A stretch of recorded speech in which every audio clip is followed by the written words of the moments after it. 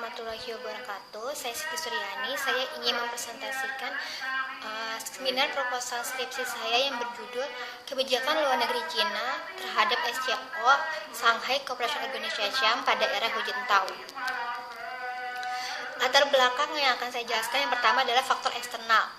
Ledakan yang terjadi pada 9 November 2001 di Amerika Serikat di gedung WTC mengakibatkan Afghanistan sebagai tempat terorisme dan ekstremis agama.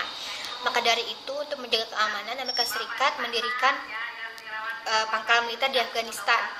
Yang kedua itu, sebelum Amerika Serikat mendirikan pangkalan militer di Afghanistan, khususnya di Asia Tengah, Amerika Serikat telah memberikan dana bantuan berupa dana non-pemerintahan pada Asia Tengah yang disebut USAID, United States Aid for International Development. Lalu industri ekonomi Amerika Serikat sendiri sudah diketahui oleh banyak pihak akan mempengaruhi kebijakan luar negeri suatu negara. Maka dari itu, Cina merasa terancam jika Amerika Serikat berada di Asia Tengah. Faktor internal, Cina menjalin kerjasama dengan Asia Tengah. Yang pertama adalah isu-isu berkaitan dengan keamanan perbatasan, khususnya di negara perbatasan Asia Tengah dan Cina yang bisa dibilang itu provinsi minoritas Xinjiang. Maka dari itu, Cina dan Asia Tengah lebih berfokus untuk kerjasama mengenai keamanan energi dan energi. Lalu pertumbuhan ekonomi Cina. Yang kita ketahui sekarang, pertumbuhan ekonomi Cina pada saat ini sangat pesat. Bisa dilihat sekarang bahwa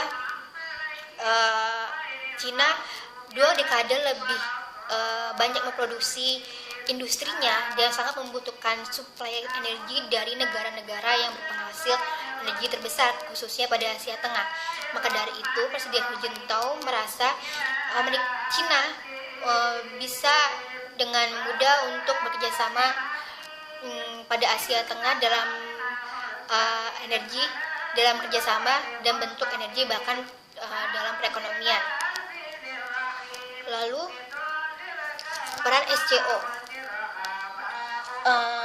Peran SCO sendiri itu dalam kesepakatan Shanghai Cooperation Organization sudah dibentuk RACS yang artinya itu maksudnya Regional Anti-Terrorism Structure yang berpusat di Taksen. RACS ini berperan untuk memberantas terorisme, separatisme, ekstremisme, bahkan penjualan senjata ilegal dan narkoba yang banyak terjadi di negara-negara perbatasan Asia Tengah maupun Cina.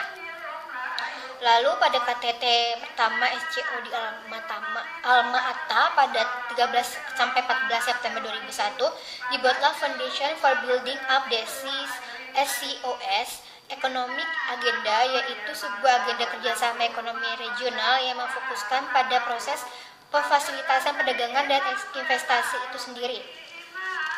Lalu dalam permasalahan ekonomi, SCO menjalankan perannya dengan membentuk SCO Business Council yang menghubungkan kepentingan komunitas bisnis di Asia Tengah atau negara-negara anggota SCO dan mengembangkan proyek-proyek ekonomi multilateral. Di sini, Cina berperan memberikan 900 juta US dollar dalam bantuan untuk perekonomian di Asia Tengah. Lalu yang terakhir itu adanya Energy Club. Nah, di sini Rusia pada tahun 2005 mencetuskan kerjasama Energy Club karena kebanyakan negara-negara di Asia Tengah atau negara-negara anggota SCO bekerjasama untuk energi dan mengembangkan perekonomiannya. Lalu masalahnya bagaimana kebijakan luar negeri Cina terhadap SCO pada era Hu Jintao. Teorinya sebagai 3. Yang pertama, kepentingan nasional. Kepentingan nasional ini saya aplikasikan untuk menjelaskan apa kepentingan nasional Cina di Asia Tengah pada era Hu Jintao. Yang kedua itu geopolitik, saya jelaskan untuk bagaimana geopolitik Cina di Asia Tengah, bagaimana Cina ingin menguasai Asia Tengah, menjaga energi Cina di Asia Tengah dan meregionalisasi Asia Tengah. Lalu yang ketiga itu kebijakan luar negeri, saya aplikasikan untuk menjelaskan bagaimana kebijakan luar negeri Cina terhadap SCO. Metode yang saya gunakan itu ini peta anggota-anggota SCO. Lalu metode yang saya gunakan itu ini peta negara-negara di Asia Tengah. Dan tadi saya untuk dijelaskan lagi, ini Rusia. Ini kenapa alasan saya memakai teori geopolitik, dan ini Cina berbatasan langsung dengan negara-negara di Asia Tengah. Lalu metode yang saya gunakan itu adalah metode deskriptif.